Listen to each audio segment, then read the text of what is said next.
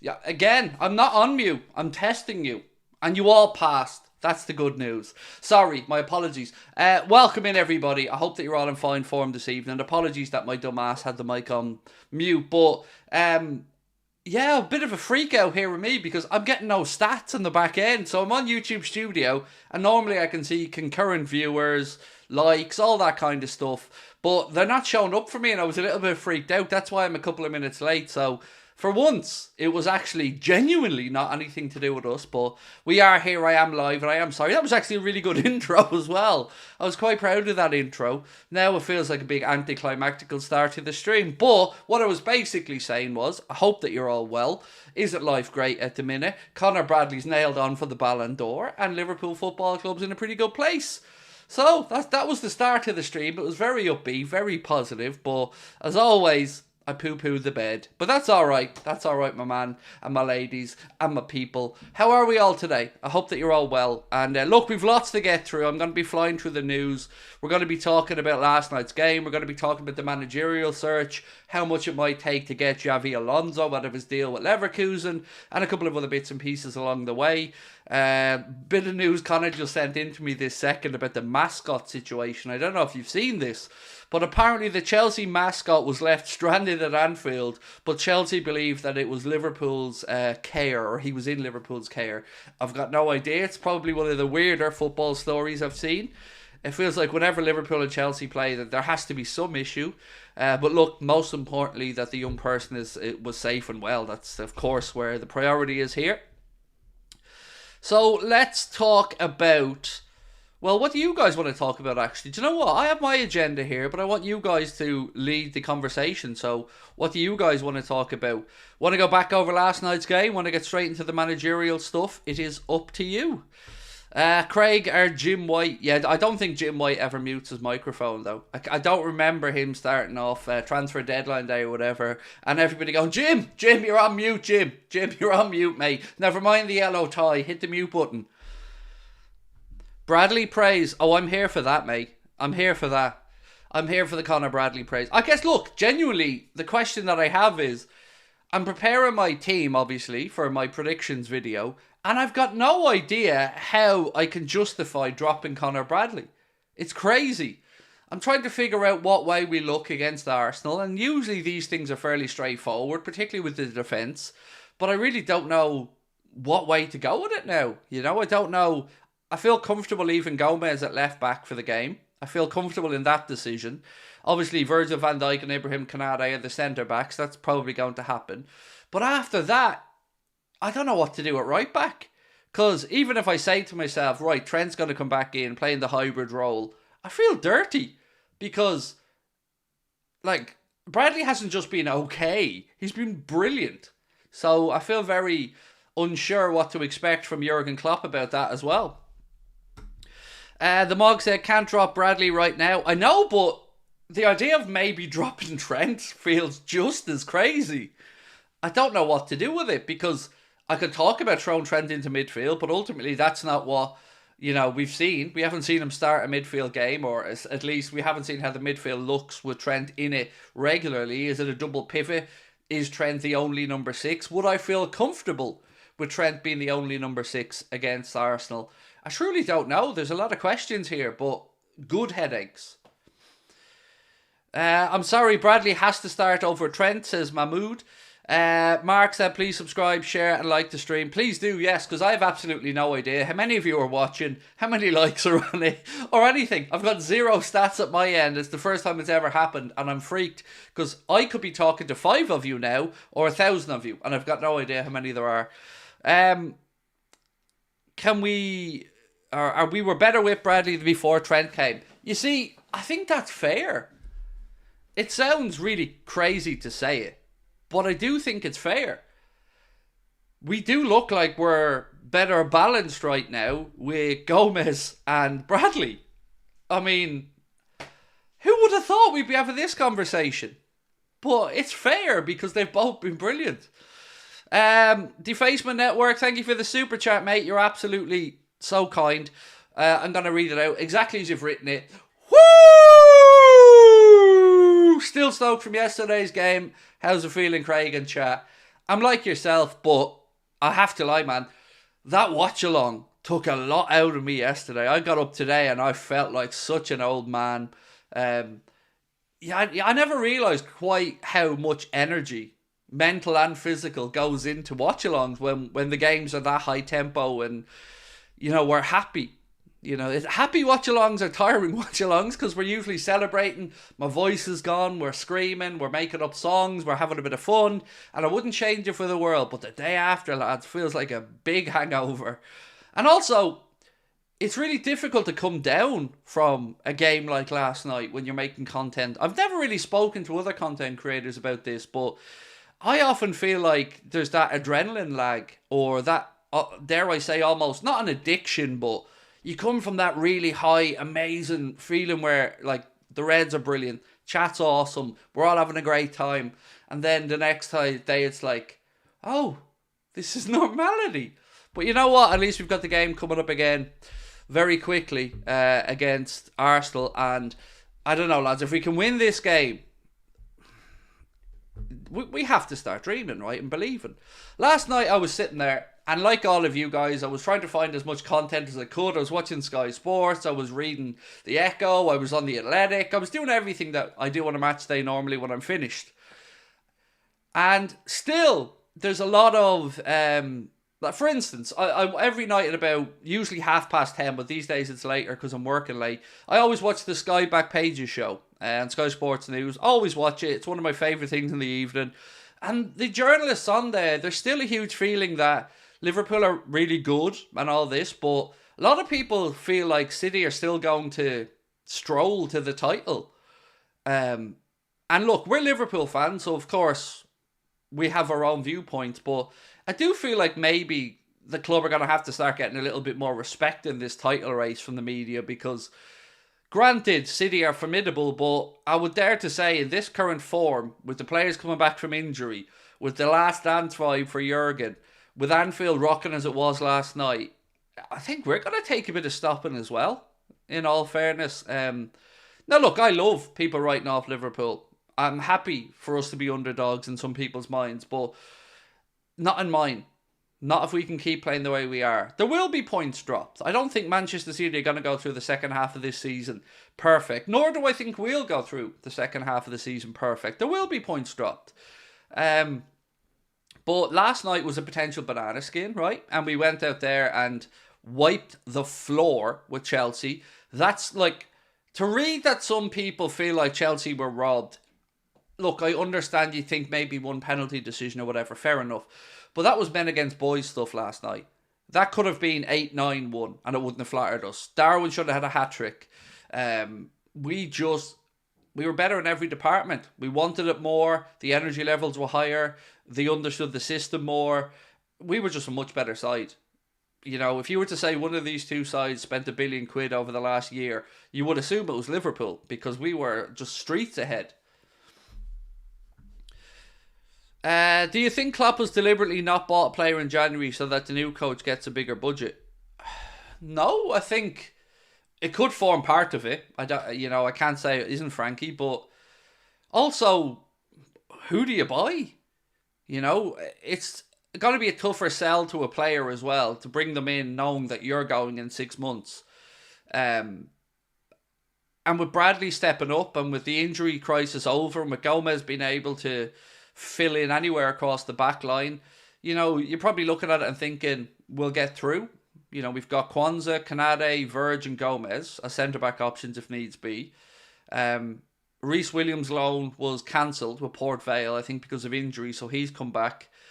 And I just don't see a need this month. And I don't usually say that, right? Because transfer windows, you know me, I'm usually begging for somebody, but I think with what we have now, we've already got enough headaches for a selection in a good way, that adding in somebody else now probably doesn't make sense, in all honesty. And that feels very weird to say, because in the summer we do need to do business, but with the managerial situation being as it is, I think it makes sense for the new manager to have the say on whoever these incomings may be. Hello, Craig. Do you think we will win the quad? No, I don't. And I don't feel bad saying that because nobody's done it.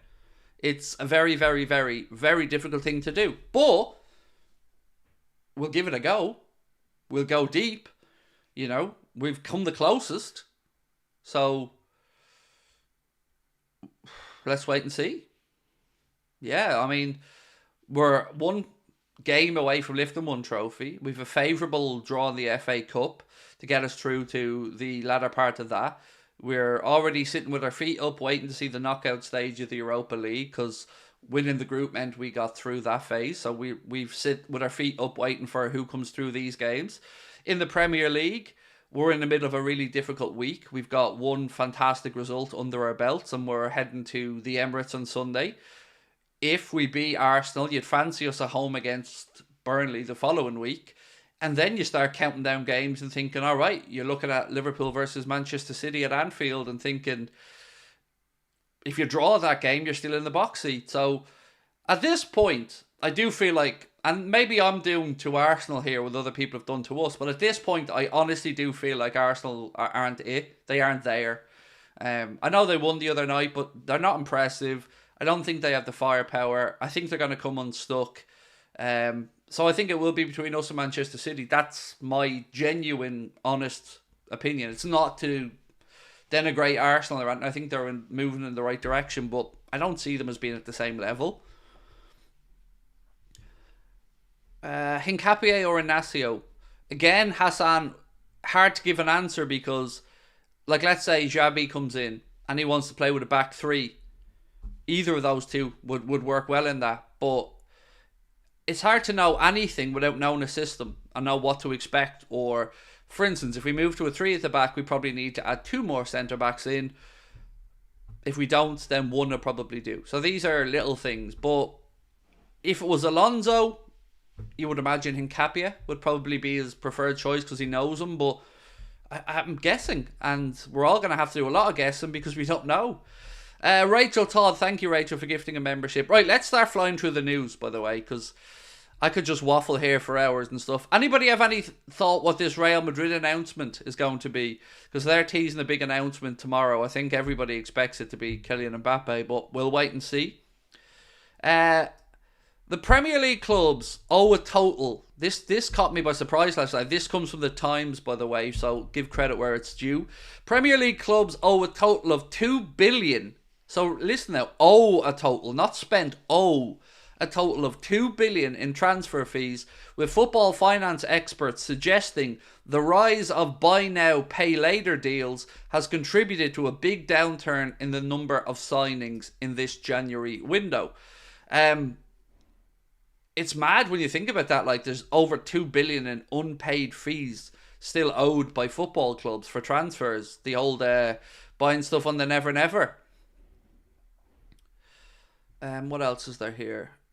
We've gone through the Real Madrid stuff. I don't know what to make of this. Moby Haig has posted a quote from Roberto De Zerbi. Said, "In reality, I still don't think I'm a Premier League coach despite almost 70 games here." I don't know what to make of that. I actually have some quotes here from Arrigo Sacchi on Roberto De Zerbi. 1 second, is this the one? I consider him, this is Arrigo Sacchi, legendary manager, said, "I consider him the most exciting coach in the last generation, so I feel he's ready to sit on an important bench. Actually, I'm sorry that no Italian club based on transfer rumours will try to get him. The same happened a few years ago when he first went to Ukraine and then to England. Now it would be a shame if even not to try and get him.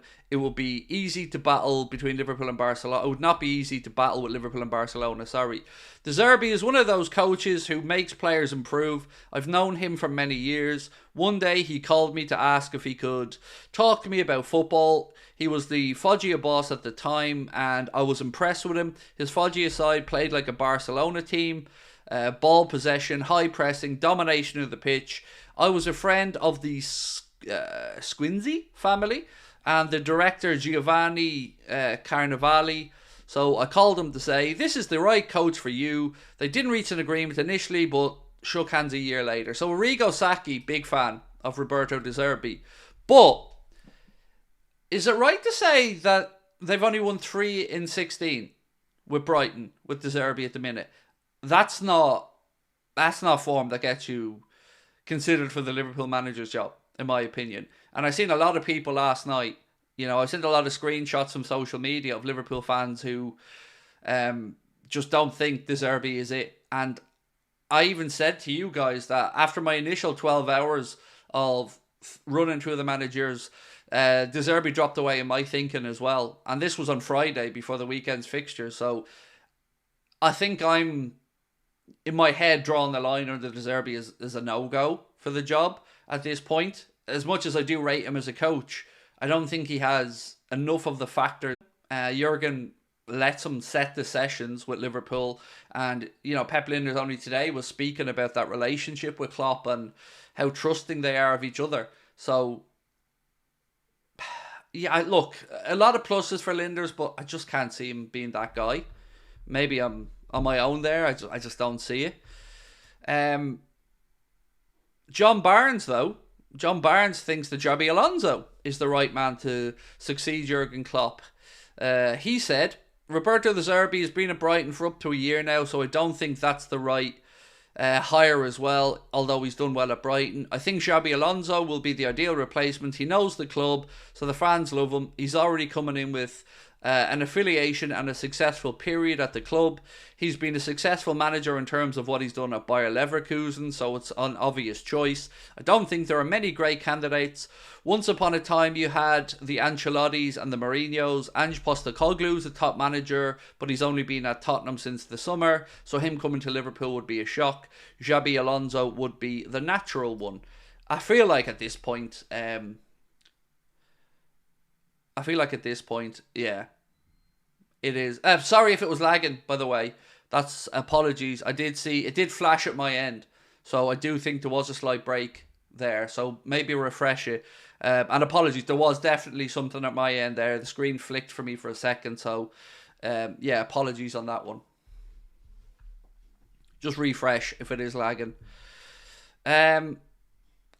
Danielson Grandos, thank you for your super chat, my friend. Said, are you still eyeing Mbappe or want to hold all transfers till the manager's decided? If Alonso, do we still want, should expect Mbappe as fans? I think forget about Mbappe, mate. Honestly, as soon as I heard Jurgen Klopp was leaving at the end of the season, I stopped thinking about it.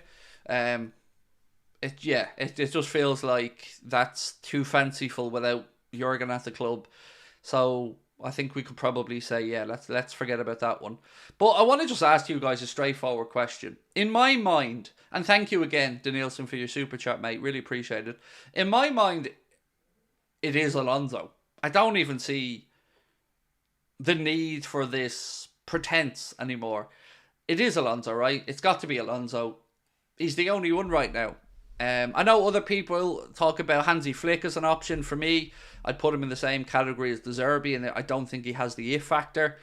I just think Alonso, whether we like to admit it or not, he just carries himself like a top manager, like a top person, like somebody with not just gravitas, but somebody you want to play for, somebody you want to follow. He just ticks the boxes for me. But I'm very biased in this opinion, so... Pep Lijnders, speaking about his time at Liverpool, he said, truly from the bottom of my heart, I just hope our paths cross again in the future. That would be unbelievable. He also said, it's more, speaking about Jurgen Klopp, he said, he's more than a colleague, a friend, a brother. We've been through a lot, good and bad times. We trust each other. That's why it works. He gives me the freedom to lead the team, to design training, to make tactical decisions. That says everything. And that's really important. Like what a lot of people in life, in any walk of life, delegation's a difficult thing to do, especially if you're a perfectionist like Jurgen Klopp. So the fact that Jurgen clearly does have that sincere trust in Pep Lijnders' coaching abilities, tactical abilities, says a lot. Because it's not easy. Because as I've always said to you, the buck stops with the manager. So if things aren't right, he's the one that's going to be held responsible ultimately by the fans and probably by the club. So to show how much he trusts Lijnders, to allow him to lead these sessions, to work on the tactics, you know, I'm not surprised at all to read these comments from Pep Lijnders about that trust they have in each other and that bond, because it's pretty clear in all honesty. Would I take Bielsa at Liverpool? No. No. He would be too volatile to manage Liverpool, in my opinion. He's a brilliant genius, but he has a temperament at times that I don't think would lend itself well to working with FSG. And also, he's got a job with Uruguay, and he's doing quite well there. So now I would say Mr. Bielsa can stay where he is, but again, great coach, just not the right fit for Liverpool for me. If Alonso came to Liverpool as our manager, would you see him starting Bradley over Trent? I don't know, Tayshawn. I haven't got a clue. You know, because I don't know what system he'll play. Will he continue with the similar system he plays at Leverkusen? Or will he come in, if he came into Liverpool, and look at it and think, well, the players here are used to playing in XY formation, or, you know, the way we play with a 4-3-3 system of sorts? Or does he think, well, I had Frimpong at Bayer Leverkusen, I feel like Conor Bradley could do that job here, which I suspect he would. And then what happens with Trent? You would imagine Trent goes into midfield. But we also have to make sure that Trent gets his contract signed. So priority number one for the club should be announce the manager, you know, get the sporting director as well, and then start getting these contracts sorted with the three big players that are running down deals. I say running down, I mean their deals are naturally running down. Trent, Verge and Mo. Are FSG too cheap to pay for Alonso? No, they'll pay. Look, it does look like it's going to cost upwards of 10 million if they want to get him out of his Leverkusen contract. But look, when we talked about Ruben Amorim as well, his contract had a £70 million buyout option in it for anybody who wanted to take him from Lisbon. So I think FSG, if they feel it's the right person, will do what they need to, because ultimately it's a wise investment if it's the right person. You know, I think you got to pay what you got to pay. He's in a job, if he's the one you want, and there's a number that Leverkusen want, if he's your guy, pay the number. You know, we've got to look at this and be respectful of Leverkusen as well. You know, they deserve to be compensated if Liverpool look to come in to take their manager. So, let's wait and see what happens. Craig, if Xabi comes in, who do you think he'll bring with him from Leverkusen? I don't assume he'll bring in anybody. And thank you, Team Shark Meg, for your super chat there. I don't believe he'll bring in anyone. Like, I don't know. Does he do a Jurgen and promise not to go back near Leverkusen? I have no idea. If he does look to Leverkusen, you would imagine he'd look at Hincapié. We'd all love to have him have a look at Florian Wirtz as well. I feel he'll end up at Bayern Munich, though, in all honesty. And by he, I mean Wirtz. Don't know. I don't know what to expect. We're jumping 3-4 steps ahead here. I think we've got to... I'm actually more concerned about the sporting director than I am about the manager, because I'm convinced they'll end up with Alonso. I think it's the common sense choice. But the sporting director is going to be an interesting one. The gentleman that's at West Ham, Steindl or whatever his name is, that brought Alonso to Leverkusen, he's apparently very happy. I'm not saying he's turning down an opportunity. I don't know, but reports are he's settled and happy up in West Ham. He's brought in some good players there, as you've seen with the likes of Mohamed Kudus and stuff as well. So it's just a waiting game for us fans at the minute. But I do get the feeling we're going to end up on Alonso. I can't see, from all the vibes you're getting, Carragher, Barnes, fan channels, fans on social media, I think it just feels like the natural fit. Ideally, if you're asking me to give you the best case scenario, I'd love Alonso with either Pep Lijnders to stay on there, or Alonso, I know Pep Lijnders wants to be a manager himself, or Alonso with Milner, Gerrard, something like that. If Steven Gerrard could find it within himself to humble himself to be a number 2 to Alonso, I do think that would be a huge hit with fans. But I guess the question will then come very quickly, has he got an eye on the top job, you know? But I don't know. This is all so unusual for us, right? It's been 9 years since we've had to think about any of this.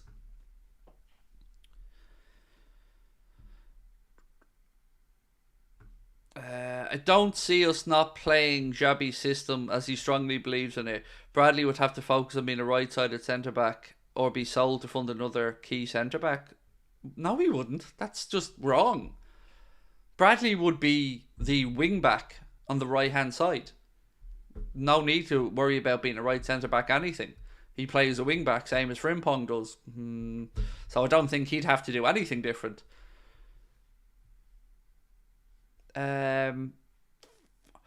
We're also sure Alonso wants to come unless all these experts can have their say, but it's Alonso who has to decide. Let's be honest though, Ronald. You know, how many times in life will he get the opportunity? Real Madrid job will probably be there for him in the future. Bayern Munich job, I'm sure, will be there at some point as well. But there is a connection with Alonso and Liverpool. There's a connection from where he started his family. There's a connection from his time here. There's a connection because he feels like there's unfinished business with Liverpool. He spoke about one of his biggest regrets as a player was that he never got to win the Premier League with Liverpool. He won league titles in his other clubs. So I just feel like it's all there for him. And like I keep saying, this isn't a manager walking into a club in crisis or because another manager's been sacked for crap performances and we're languishing somewhere mid-table. Whoever walks in to this job, and in this instance we're talking about Alonso, you're walking into a club in a really good position with a great team, a chance to put your own stamp on it as well, because I'm sure whoever the manager will be will want assurances about spending from the owners. So I just think this is really a genuine once-in-a-lifetime chance. Look at the other times in recent history that managers have gone. Sacked. You know, so the club weren't in the right place, but not this time. This what makes this situation for me very unique. Whitehammer said, no way I play Trent versus Arsenal. Bradley more solid. It's crazy we're saying that, right? But he's more than succeeded so far in his early days. But also we have to remember something else here. We don't want to run Bradley into the ground either. We don't want to overplay him too soon. So I love the excitement from us all, but we do need to find a balance here as well, because we don't want another situation where he's burned out by his mid-20s. We need to manage him and his career properly. But look, it's great, isn't it, that we're having these conversations.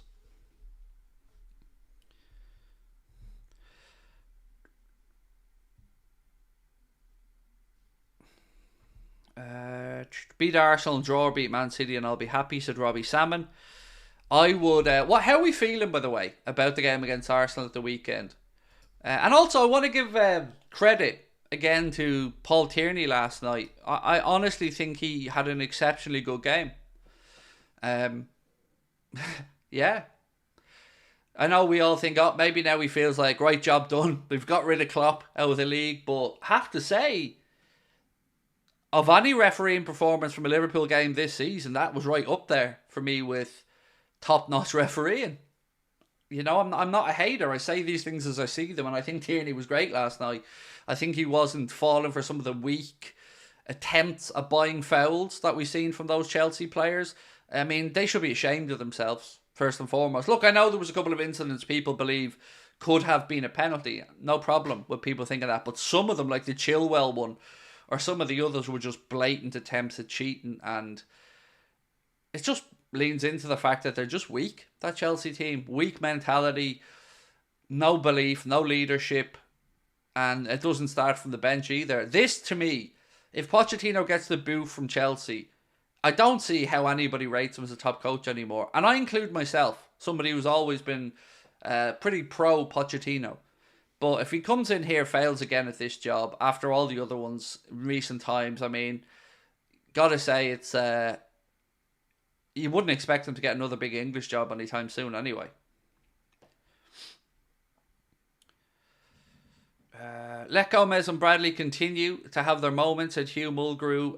Robbo and Trent on the hour mark for Arsenal. I think it's fair. It feels really... It would feel very weird changing not just a winning team, but an exceptionally good winning team. You know, one that trounced Chelsea and was at it from the off. And the only time we looked like we faded a little bit was when we made the 4 changes Chelsea pulled the goal back, but then we still found our way back into the game and got the fourth goal to kill it off. So I don't disagree with anybody who's saying Bradley and Gomez should start. I'm, if anything, just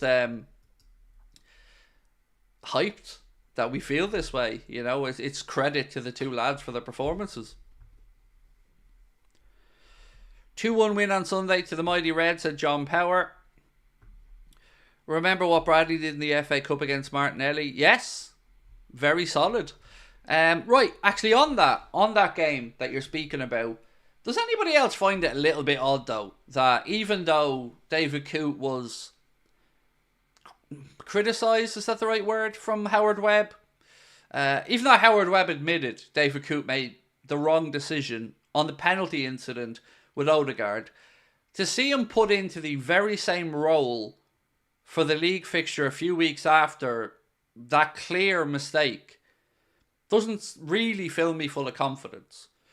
Now, I'm going to walk it back a little bit because, as I said, Tierney last night came and refereed a good game, and credit, as we've said, but it just, I feel like that the PGMOL could certainly remove some of the tinfoil hat stuff people like me will be looking at by not making these very obviously stupid appointments of Coote on VAR for the same game that he already shit the bed on VAR in. It's just, I don't know why they do it.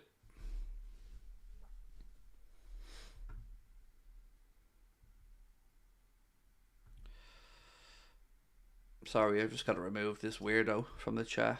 There you go.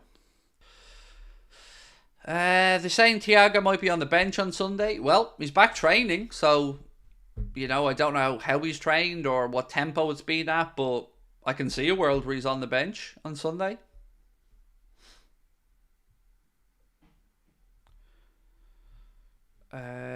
Nobody wants Zidane, mate. Nobody. No Liverpool fan that knows anything about Liverpool wants Zidane as manager. These fanciful Zidane comments are just silly.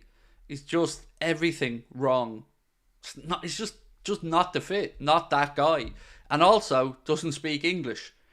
So yeah, we'll pass on Zidane. Thank you.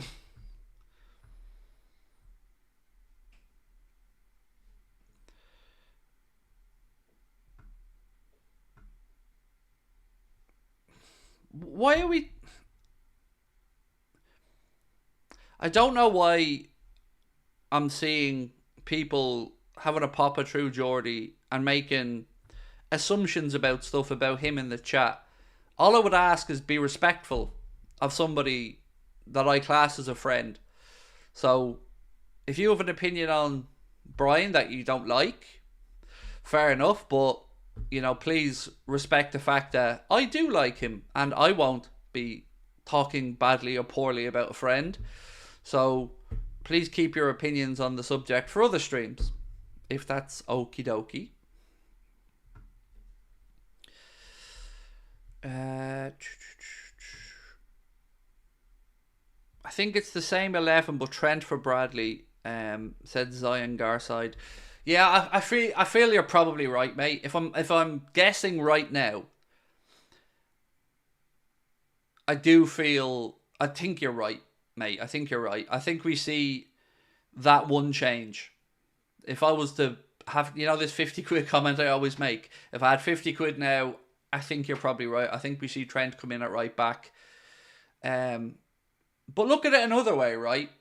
If we do bring Trent in at right back and we need to chase the game, then Bradley coming on to go further up, move Trent into midfield and change it around a bit is a good option. And certainly will be something that Jurgen Klopp can do if we need to, you know, maybe chase the game, as I said.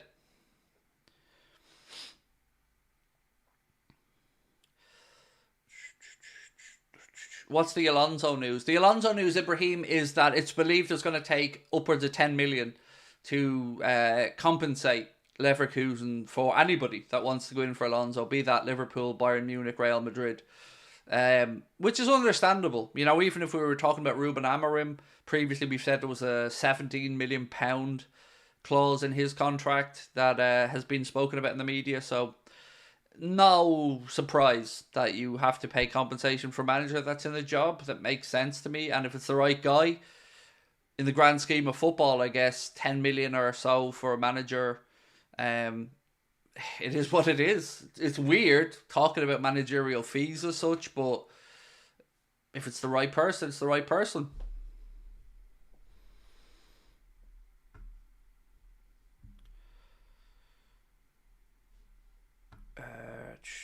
Who's your show for next manager? Said John Dunn. Alonso, John. I know it's probably too obvious, mate, but it just feels to me like a lot of things line up. The experience is a fair fear for anybody, because I can't sit here and say Alonso has the managerial experience. He doesn't. That's a fair show. But he has the connection with the club. He understands the club. He's won it all as a player and been around top coaches and been in high pressure environments. Plays a brand of football that, whilst not like Klopp's, is still an entertaining brand of football. And I think, as I've said many times, this is a really unique opportunity for somebody to come into a club on the up, or at least at the high level. Great squad. Fans would be on side immediately, as much as you could be after Jurgen Klopp's departure. I just think it's a good fit, and I think it's worth a roll of the dice. You know, I think he'd get buy-in from everyone. Any news on McAllister injury? I don't think there is an injury, mate. You know, I'm sure there's bruising and a bit of swelling there today, but he finished the game last night, which was good, and that's a positive sign, because I got to be honest with you, when I first seen the contact and he went to ground, didn't know what to expect, but the fact that he got up and finished the game, I take that as a positive anyway. Could Daniel Agger come at Alonso as he has managerial experience? I think there are better options, personally, but I'm not against former players coming back in coaching roles, or I just think there's better options than Agger in that regard. Off topic, do you think the Saudi Pro League is better than the MLS? No, not a hope. No, not a bit. They both have problems. For instance, you know, as somebody who watches and has watched a fair bit of MLS over the last 5-6 years, every pitch needs to be grass, first and foremost. I think it should get to a point where every club has their own stadium. I don't like this NFL or college stadium sharing. It doesn't work. Some of the stadiums are just too big for the size of the fandom that the clubs have. I do think MLS has made a lot of great moves in recent years. I think moving to Apple TV, I think, is a mistake, but I can understand why they did it. I love a lot of stuff about the MLS, and I do think that it's grown a lot in the last 5 to 10 years. Certainly more strides than most other leagues. And for me, it's more sustainable, right, than the Saudi Pro League, because they're just makey uppy numbers and paying over the odds and giving people obscene amounts of money to come and play. Now, look, you can say the whole Messi scenario, but we're talking about one player there. So, yeah, I think the MLS is far better.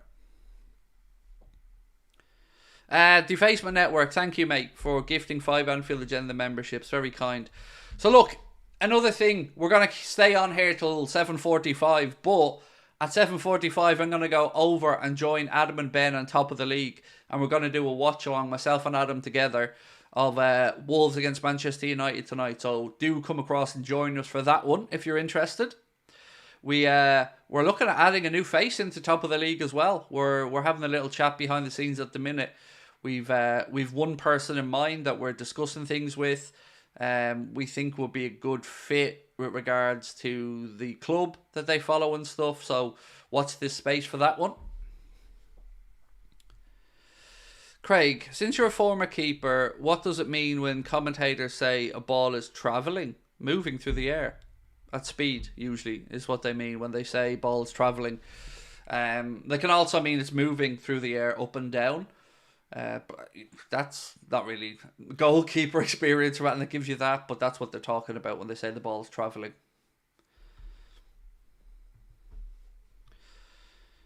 Craig, how does Stevie G go from Rangers invincible next Liverpool manager not making a conversation? Because he went Rangers invincible, shit the bed with Aston Villa. Unai Emery came in and showed what a good coach could do with that Villa team. And I think that's the biggest indictment of it all. Before, of course, the move to Saudi. It just showed Gerrard up badly. And there's no getting away from, like, I'm not saying Gerrard's a shit coach. I don't know. But I know that Unai Emery came in and got a lot more out of that Villa team than Steven Gerrard was able to. And that spoke volumes to a lot of people about where he's at with regards to his understanding of the coaching business versus Unai Emery, who is undoubtedly a top coach. Craig chat, I loved it yesterday. I have a twin brother who's a Chelsea fan and I had a good time. Oh, I would imagine you did, Zion. I imagine you did, my man. And I wouldn't respect you if you didn't. I hope you absolutely rinsed your twin brother.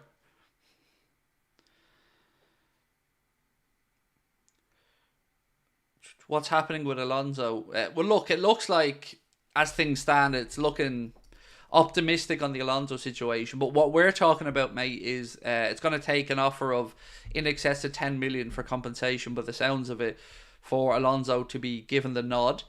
What's this one I have in my notes? Canade. Oh, some lovely comments from Ibu about the manager. I don't know if you guys have seen these, but I didn't know if I could love Ibu anymore. But then I read these comments that he spoke about Jurgen, and I just thought, oh, dude, what a man. So this is what Mr. Ibrahim Canade has had to say, speaking about Jurgen Klopp and the final 4 months of Jurgen Klopp's reign as Liverpool manager. He said, of course it was very emotional because nobody expected this from the manager. The world did not expect this. I don't know how to explain this feeling, but for sure it was very important for us to show to the manager that we're with him for the rest of the season. We want to win everything for him and for us and for the fans. When he said that he was leaving, in my mind, I was like, in the last 4 months, I have to give my life for him now. What a man. And hopefully that sentiment, which I'm sure it is expressed by the rest of the team as well. But well in Ibu. And yeah, look, I was concerned about how they were going to react and how everyone was going to react for these last few months. But I love the vibe of that.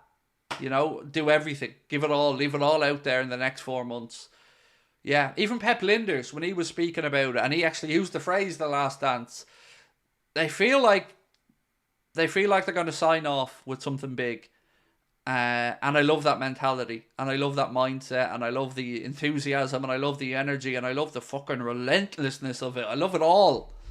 So I hope that they do, and I feel like we need to strap ourselves in because it's going to be an epic last few months of this campaign. Ibu, terrifying on the pitch, but such a sweetie. He was immense last night. I thought, look, Verge had a good game as well, but I thought particularly Ibrahim Canade imposed himself on that game quite a lot last night. And we, as I said this at the start of the stream, it was men against boys. We just destroyed them in every aspect. It was a joy to see players with spirit and passion and an understanding of the system and the crowd behind them and a point to prove as well, you know. Caicedo, I'm sure, was reflecting on last night. Enzo looked like a patch on the capabilities that he has.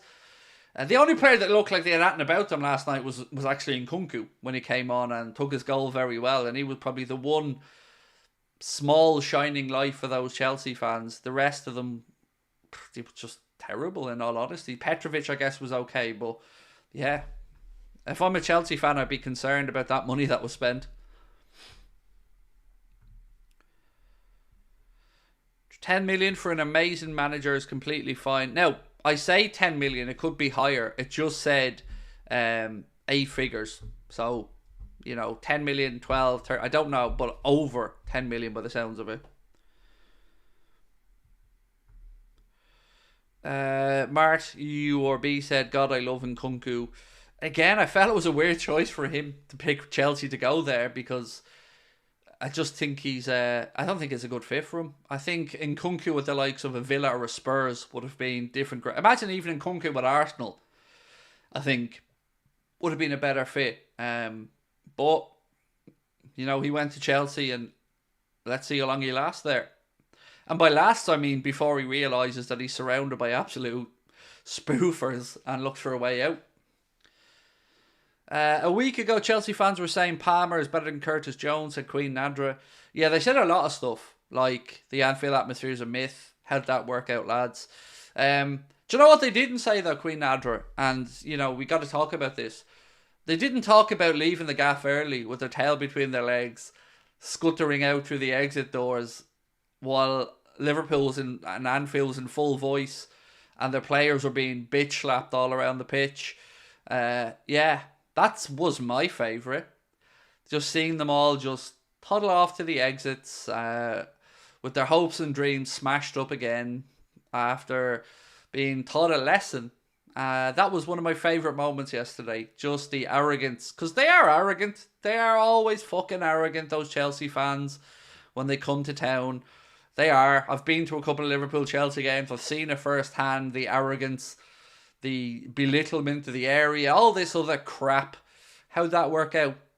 Did waving all those fivers and tenors around over the years, was it worthwhile last night when you were pissing off early because your team was just manhandled by a better side? How did that work out?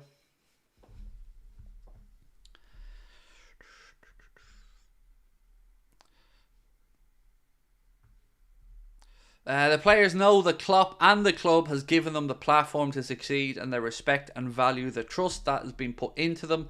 Lovely words from Ibu, said Kerry. Yeah, absolutely spot on, Kerry. He's I didn't think I could love the man anymore, Kerry, but Ibu, I wouldn't mind an Ibu hug. He might break my rib cage because he's a big strong dude, but yes, I wouldn't say no to an Ibu hug. He looks like a leader, doesn't he? Should Chelsea have had 2 pens? Not for me, Robbie. Honestly, mate, no. The 2 incidents I think you're talking about, the Gallagher one, which for me is the most of any of those decisions yesterday. For me, if you're given one, it's probably that one. Even at that, I feel like he was looking to go to ground. If you just look at his body language when he was moving towards Van Dijk, it felt to me like he was going low already. So that's like the other one. The Nkunku one really pissed me off. I've got to be honest with you. The fact that I hear anybody talking about that as a penalty, it baffles me for a couple of reasons. It's not like the back of his leg was kicked. It's not like he was knocked off balance. Virgil van Dijk was getting touch tight to him. His thigh hit off the back of Nkunku, and he went to ground like he was shot. That's not a penalty for me. If that's a penalty, then every single corner is going to involve the defending team giving away a penalty. Because far more contact happens in the penalty area when people are jostling for position. It's just... And I think context is needed as well. Because that was a tactic. They tried to cheat their way to get penalty kicks yesterday. Look at Chilwell. It was a tactic from the off. And it's the only way they felt they could compete was to try and buy something. So no, I don't have any sympathy on the penalty incidents. The first one is the closest for me. After that, the Nkunku one, never in a million years. If that's given as a penalty, we might as well all give up. Because if that's the level of contact required, sorry, not for me. But look, I'm sure others will disagree and that's okay. But ultimately the decision last night was that no penalty in both decisions. Both looked at. Ref not asked to go to the monitor. And then look at our penalty. Jota's foot was clearly stood on. Don't think anybody can argue about that. Look, that's my honest take on it. But as I said, it's about opinion. Just realised I got gifted a membership. There you go. We love that, Shane. Well in. Chelsea players were diving like seals. It was embarrassing. It really was embarrassing.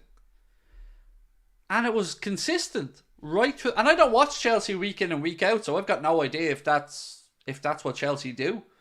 But it just felt like that was their only chance last night to try and feign their way into getting a penalty or an opportunity. But I don't care if they got both penalties. I still think we batter them.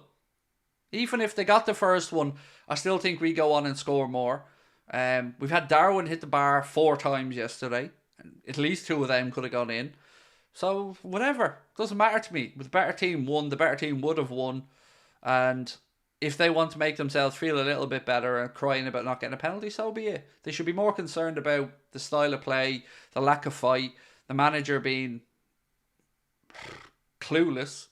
Yeah, that would be my concern if I was their fans. But it's always, people always want an easy out. People want to feel cheated. People want to just scream. And look, I do it as well, by the way. So, but I don't care.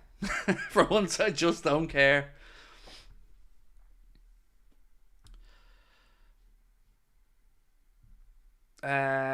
You have to remember, Alonso was a contract and the club need Campo from. Absolutely, Dave. No issues with that, mate. I think that's more than reasonable.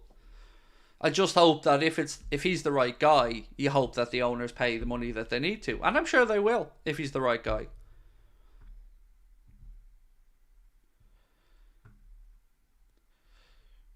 Do you think we're better without Mo Salah? I honestly... It's a question, David, that's been asked of me quite a bit over the last few weeks. And it's something I've thought about myself quite a bit. But I'll tell you what, this is as honest as I can be on it. My rational brain struggles to accept that there is a way we're better without Mohamed Salah. Because my rational brain said, this man is a threat, a goal scorer, an assist maker, a focal point, a hard worker. So I can't bring myself to say we're better without him. No, I can't. But what I can say is, I also said over the past few weeks that this will give us an insight into what life could have been like or could be like without Mo. And what it's done is reassure me that we won't fall apart, that we aren't a one-man team. Mo's part of an important part of the system, the cog, the team. But if Mo moves on, I think we'll be okay. If Verge moves on, I'm a bit more concerned. If Trent moves on, I'm a lot more concerned. But I still want Mo to stay. Just my honest answer is, I can't bring myself to say we're better without him, because how can I? Who bid for Kelleher? Forest, £15 million. Liverpool turned it down. So yeah, here the news was Liverpool rejected a bid of £15 million for Caoimhín and Kelleher from Nottingham Forest. Liverpool do not want to sell and dismiss the approach out of hand, and that comes from Mail Sport, as in the Daily Mail Sport. I put out a tweet before the game yesterday that Conor Bradley would score and didn't even put a bet on it. That happens to me a lot, mate. But look, what a game. So, I've got a question, if you'd be so kind. I did say to you guys last night we were trialing a new video in the post-match content. The video was the social media reaction. So, Conor went on to Twitter and grabbed a whole handful of different reactions from last night's game from various Liverpool fan accounts and a few others. And I just want to get your thoughts on the video if you had a chance to watch it. Now, there's a few things that went against it last night. It was the last video out. It was very late because we'd, of course, done all our other content. So it didn't get notifications or anything like that. But I really enjoyed making it. I hope we keep it as part of our post-match stuff. But I want to get your feedback on it, of course, because ultimately, you know, it's your channel. So we want to know what you think. Kelleher has a cup final to win with us, said Malcolm. Did you see John Henry's investment in PGA? Yes, I did. It's not, if I read the situation correctly, he's the leading investor of a team of investors that are investing $3 billion or something like that. I don't understand the whole golf thing, mate, so I'm really not equipped to speak well on it. I don't watch golf at all, so I really don't understand what the money's going to be for or anything like that, so... Sergey said I liked it. It was great. I enjoyed it. Said Jay Webb. Enjoyed it. Good. Nice, loved it, said Magnus. Cool, thank you. I think it will. My goal with it is for a couple of things. One is to give us another bit of post-match content, of course, but I also want us to try and interact. I'm not on Twitter, but I want us to maintain a presence with Liverpool fans on there, and I want to try and highlight some of my favourite accounts over the years, or people who have some funny thoughts on the game. And I think it's a good way to just keep trying to build a rapport with our fellow fans, and hopefully have a bit of fun doing it. Craig, I think once Mo comes back, our best front three will be Jota, Nunez, Salah from Pranav. I agree. But Lucho has stepped up as well over the past few games, so I think Lucho's right pushing there as well. But yeah, I get where you're coming from. That would probably be the three I'd think of as well. Is Pitaluga any good? Honestly, James, I don't know enough about Pitaluga. I hope to watch him at some point this season at St. Pat's. Myself and Connor are going to go up to a game and try and get a good look at him up close.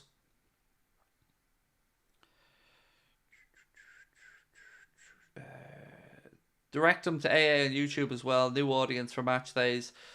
Yeah, I think it's a bit of fun, if people see that there's another side to the channel, and that we respect other Liverpool fans' opinions, and don't. I'm never going to take the piss out of anybody in that post video, or social video. It's more to just, enjoy the good times. And when there's negative stuff, we'll be honest about that as well. But I'm certainly not going to be using it to slag off anyone. That's not the aim of it at all. Do you think Alonso would change formation to 3-2-2-1? Well, there's not enough players there. For a start, you'd be handicapping us there, James. There's only 9 players in your system there, is there? Even 9? It would have to be what? 3-2-2-2-1? I don't know. 3-5-2 is kind of the variation of how he plays. There's some good videos up on YouTube showing the formation.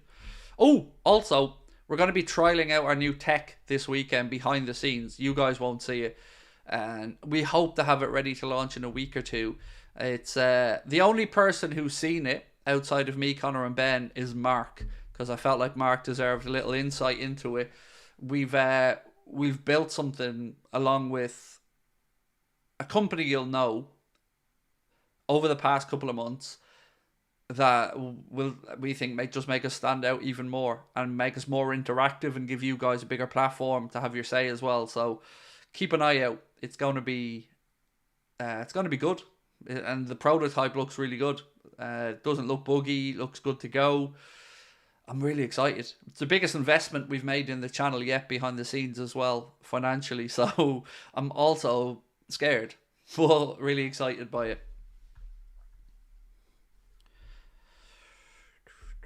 And the possibilities of what we can do with this tech as well in the second and third and fourth evolution of it, it's really exciting, all of us, because it could be a real game changer to fan content. Yeah, biggest project we've ever worked on, so full credit to Ben, because Ben's led this project with the developers. But yeah, it's gonna be good. I think you'll love it. Honestly, I think it'll be something that you guys will very much enjoy.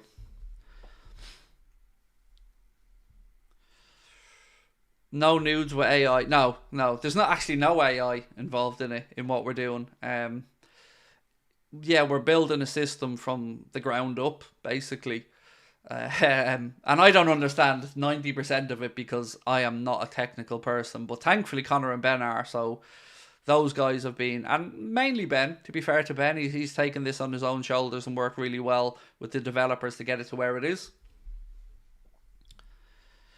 When will Gomez score his first goal? Oh, I don't know, dude, but hopefully soon. Yeah, I don't know. Oh, I forgot to take my medication. Sorry. It's here beside me and I forgot to take it. So bear with me 1 second. Am I missing one? I feel like I forgot one. I'll get that in a while.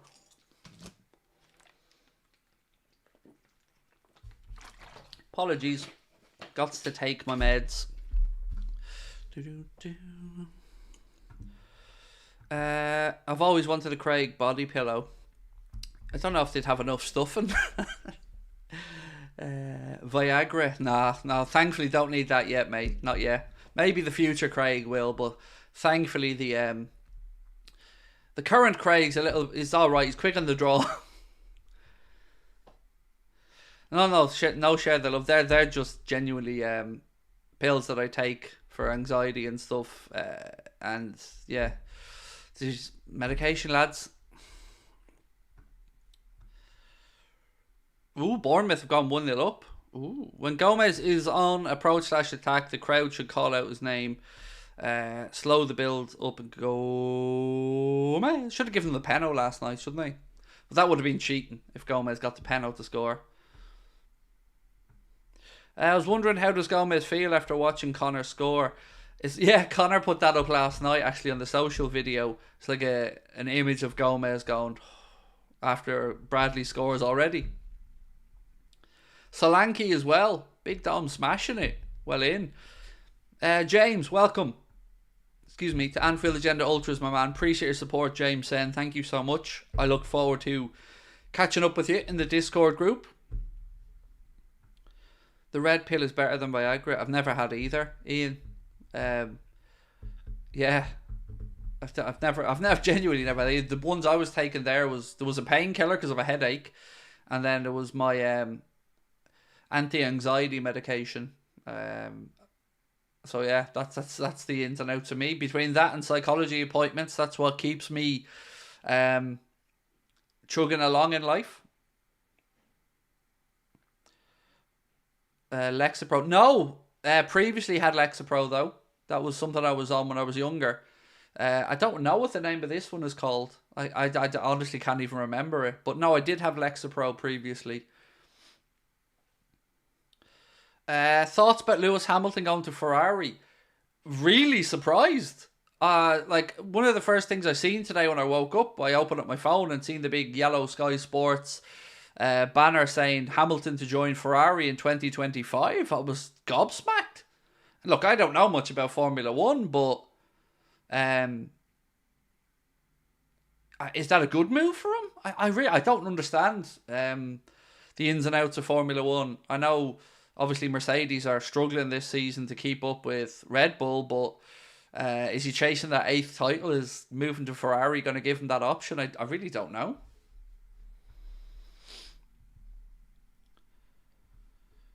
By the way, it's too early to say that Connor is generational. Is it too early to say he's generational? Yeah, it is. But it's super exciting, right? I feel a little bit vindicated, by the way. Oh, actually, something else I forgot I feel vindicated about. All the Bellingham stuff. Do we accept now that Liverpool were in for Bellingham? Like, do I get my credit for that now that it came out of Jurgen's mouth? That Liverpool were trying to get Bellingham? I felt very vindicated when I seen that. Because, look, I know he ends up at Real Madrid. And that sucks. But I definitely felt a bit vindicated that Jurgen at least came out and admitted that Liverpool were trying to sign Bellingham. That made me feel a bit better about the last 6-7 months. Van Gaal was in the stand. That's why Gakpo wanted to do well, said Sergu. Yeah, I was wondering why he was in the stands last night, Louis Van Gaal. Don't know. I do agree with people as well who say we don't need him now. Absolutely. If you look at what Liverpool have done and the way the midfield has evolved, you know, look, you'd never turn down the idea of a Bellingham, but I think we've done really well with what we've done.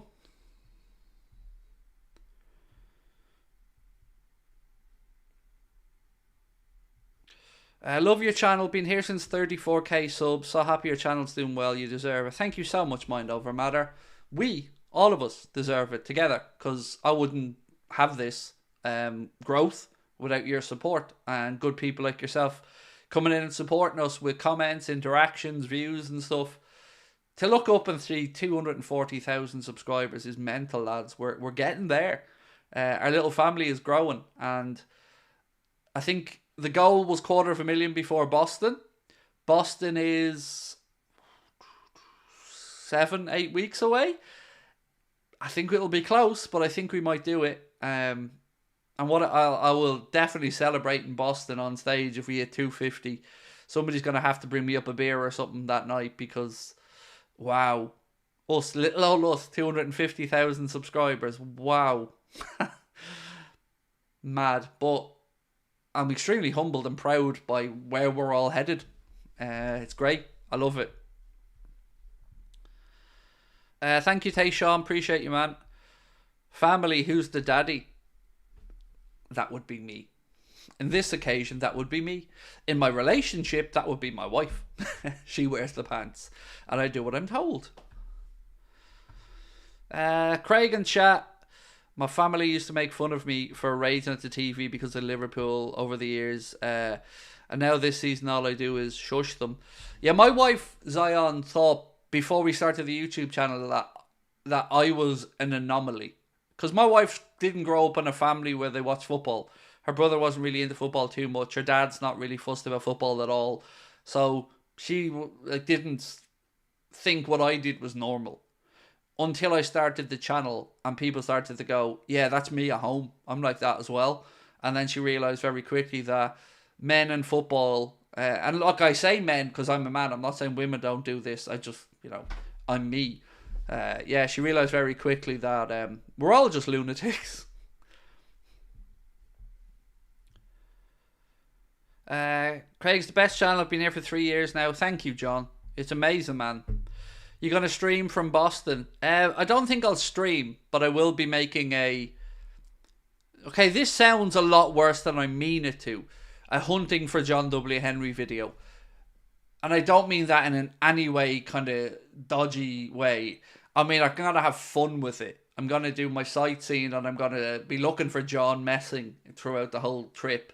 But yeah, we'll vlog it, definitely, and do a few bits and pieces around it. But the show, no, I like the shows to just be me and the people that are there. So, yeah, that's what we'll do. And if you are in that neck of the woods, don't forget, 22nd of March. It's 7 or 8 weeks away now. Tickets on Ticketmaster if you guys are interested. But look, I'm going to go and join the guys on top of the league for the watch along of Wolves versus Manchester United. Hope you guys can come across and join us. Adam's already live on there right now. I'm going to be going across and joining them in a minute. So if you'd like to join us, you know what to do. Just jump over the top of the league and we'll see you there.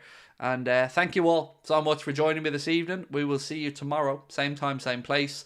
And yeah, much love, my friends. Talk to you soon. Hope to see you over on top of the league in a minute.